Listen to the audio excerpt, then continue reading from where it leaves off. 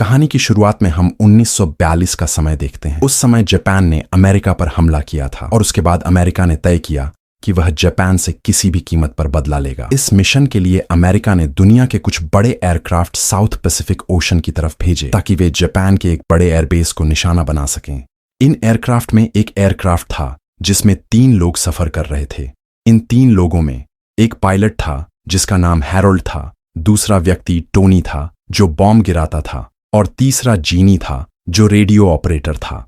जब ये लोग जापान के एयरबेस को निशाना बनाकर वापस अमेरिका लौट रहे थे तो वे रास्ते में गलत डायरेक्शन में चले गए। इस वजह से वे अपनी असली रूट खो देते हैं और बदकिस्मती से उस समय एयरक्राफ्ट के पास फ्यूल भी बहुत कम बचा था। अब एयरक्राफ्ट आसमान में इधर उधर भटक रहा था और फिर पूरा फ्यूल खत्म हो जाता है।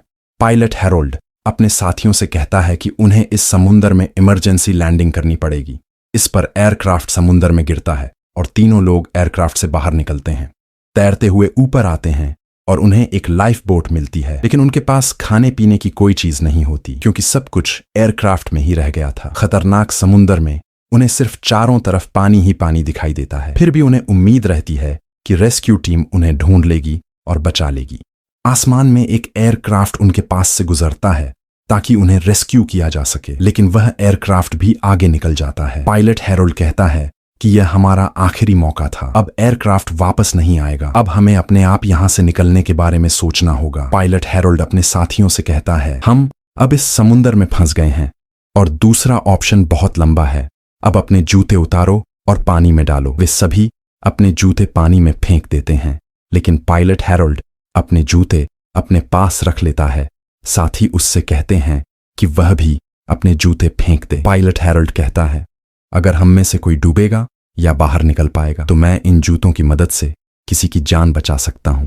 रात होने लगती है। लाइफ बोट में आराम करने की जगह बहुत कम होती है। सुबह होते ही तीनों आपस में बात करते हैं कि यहां से कैसे निकला जाए। पायलट हैरोल्ड कहता है कि मुझे लगता है कुछ हफ्तों में हम जमीन पर पहुंच जाएंगे। टोनी बहुत परेशान हो जाता है। टोनी कहता है कि अगर हमें एक स्प्रिंग, धातु का स्प्रिंग मिल जाए तो हम उससे एक कुंडी बना सकते हैं और लाइफ बोट को डायरेक्शन दे सकते हैं। थोड़ी देर बाद वे लाइफ बोट से उन सामानों को बाहर निकालते हैं जिससे स्प्रिंग की रस्सी कट जाती है और सब खत्म हो जाता है। फिर रात आती है। 5वां दिन आता है। तीनों लोगों की हालत बहुत खराब हो चुकी होती है। पायलट हैरोल्ड लाइफ बोट के अंदर एक चार्ट बनाता है ताकि वे अपनी लोकेशन को रिकॉर्ड कर सकें।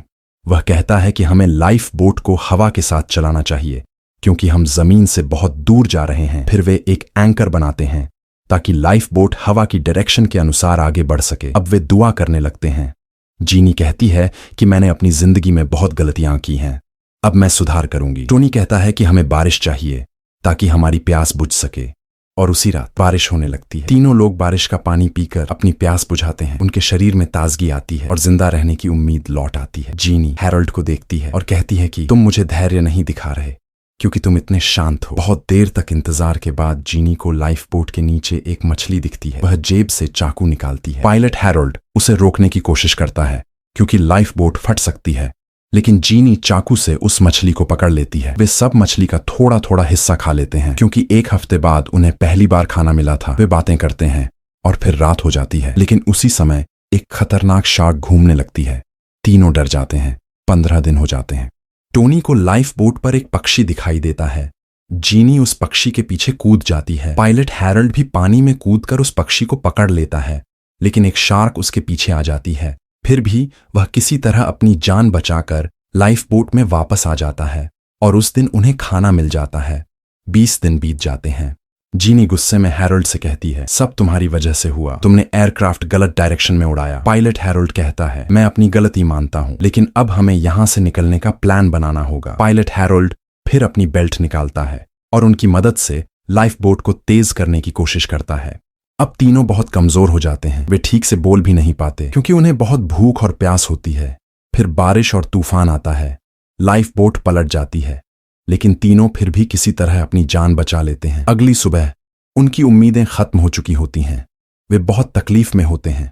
41 दिन पूरे हो जाते हैं। यह उनकी आखिरी उम्मीद का दिन होता है। तीनों की हालत बहुत बुरी होती है, लेकिन अचानक उन्हें दूर एक आइलैंड दिखाई देता है। तीनों खुशी से चिल्लाते हैं। तेजी से लाइफ बोट को उस आइलैंड की तरफ मोड़ते हैं। आखिरकार वे समुद्र के किनारे पहुंच जाते हैं। धरती पर कदम रखते हैं और ऐसे इन लोगों ने 1000 मील से ज्यादा दूरी एक लाइफ बोट में 43 दिन तक समुंदर में तैरते हुए तय की और अपनी जान बचा ली।